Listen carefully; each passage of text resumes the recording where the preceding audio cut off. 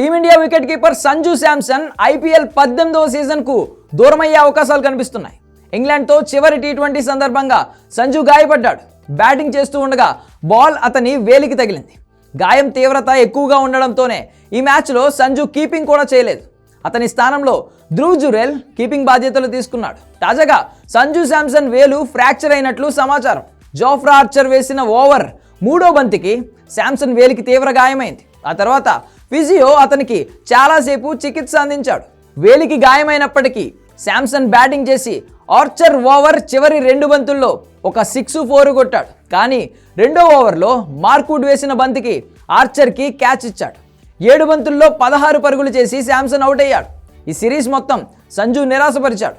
5 మ్యాచ్లలో కేవలం 35 పరుగులే చేశాడు. ఇప్పుడు గాయంతో రంజీ ట్రోఫీ క్వార్టర్ ఫైనల్కు దూరమైనట్లు తెలుస్తోంది. గాయం తీవ్రత దృష్ట్యా అతను కనీసం 6 వారాలు ఆటకు దూరం కానున్నట్లు సమాచారం. అదే జరిగితే ఐపీఎల్లో కొన్ని మ్యాచ్ల నుంచి దూరం అవడం ఖాయంగా కనిపిస్తోంది. ప్రస్తుతం సంజు శాంసన్ బెంగళూరు నేషనల్ క్రికెట్ అకాడమీకి వెళ్తున్నాడు. అక్కడ ఎన్సీఏ మెడికల్ టీం ఆధ్వర్యంలో చికిత్స తీసుకుని ఫిట్నెస్ సాధించాల్సి ఉంటుంది. గాయం తీవ్రతను బట్టి చూస్తే 6 వారాల తర్వాత ఫిట్నెస్ టెస్ట్ పాస్ అయితే ఐపీఎల్లో ఆడే అవకాశం ఉంటుంది. ఒకవేళ ఐపీఎల్ 18వ సీజన్కు సంజు దూరం అయితే మాత్రం రాజస్థాన్ రాయల్స్కు బిగ్ షాక్ గానే చెప్పాలి. ఎందుకంటే సంజు ఆ జట్టుకు కెప్టెన్గా వ్యవహరించడంతో పాటు వికెట్ కీపింగ్ బ్యాటర్ గాను కీలకంగా ఉన్నాడు. గత సీజన్లో అద్భుతంగా రాణించిన సంజు శాంసన్ పైనే రాజస్థాన్ ఆశలు పెట్టుకుంది. ఇప్పుడు ఈ కేరళ వికెట్ కీపర్ గాయంతో దూరం అయితే కెప్టెన్సీ రీప్లేస్మెంట్ వెతుక్కోవాల్సి ఉంటుంది.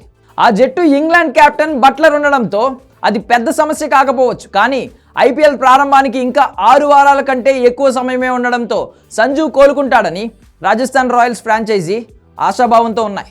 సంజు శాంసన్ గత ఐపీఎల్ సీజన్లో 15 మ్యాచ్లు ఆడి 531 పరుగులు చేశాడు. రాజస్థాన్ రాయల్స్ను అద్భుతంగా నడిపిస్తున్న సంజు సారథ్యంలోనే ఆ జట్టు 2022లో రన్నరప్గా నిలిచింది.